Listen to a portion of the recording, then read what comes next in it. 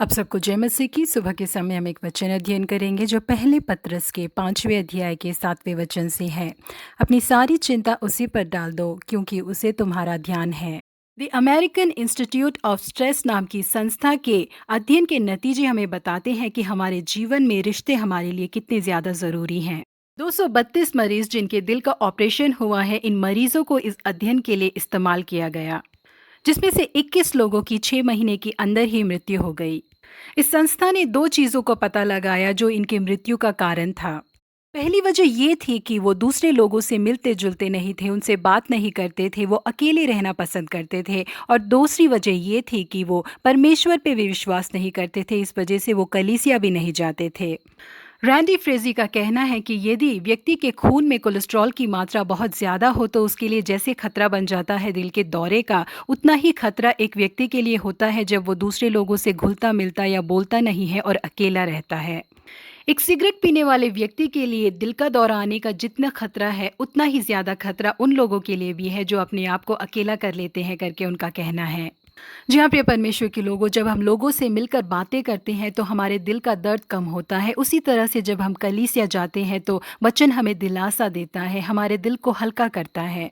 भले ही दाऊद को साउल की तरफ से बहुत सारी परेशानियों का सामना करना पड़ा, लेकिन अपने दिल का दर्द बांटने के लिए, अपने आप को दिलासा देने के लिए, अपनी मदद के लिए उन्होंने साउल के बेटे योनातान को ही अपने दोस्त के रूप में चुन रखा था।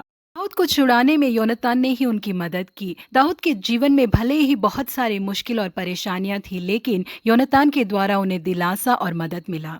नए नियम में हम हन्ना नाम की एक विधवा के बारे में पढ़ते हैं।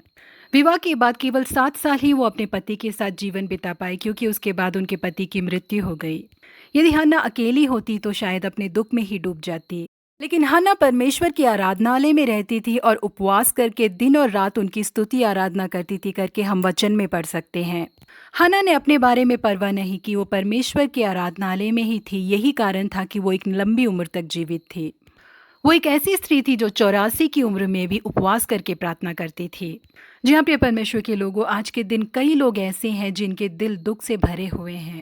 काम करने वाली जगह में, परिवार में उन्हें जो परेशानियां हैं उसे किसी से भी बांटे बिना अपने दिल में छुपा के रखने वाले, चुपचाप रहने वाले कई लोग हैं। यदि आप इसी परिस्थिति में रहेंगे तो आपको दिल की बीमारी आ सकती है, मानसिक बीमारी आ सकती है। इसलिए दाऊद की तरह एक अच्छा दोस्त हमारे पास होना चाहिए। हमारे जीवन में जो आशीष देखना चाहते हैं, ऐसे अच्छे लोगों से जिस पे हम विश्वास करते हैं, अपने दिल की बातों को बांटना चाहिए। हम लोगों से सुझाव मांग सकते हैं। सबसे ज्यादा बढ़कर हमारे लिए एक अच्छे मित्र के रूप में यीशु मसीह मौजूद हैं। उन्होंने हमसे वादा किया है कि मैं तुझे कभी न छोड़ूंगा, कभी तुझे न त्यागूंगा, इस दुनिया के अंत तक मैं सदा तेरे साथ रहूंगा, करके। इसलिए हमारे दिल की सारी बातों को हम उन्हें बताएं। सबसे बढ़कर हम ऐसी कलीसिया जाए जहां पर हमें परमेश्वर के वचन मिले, एक अच्छी संगति मिले।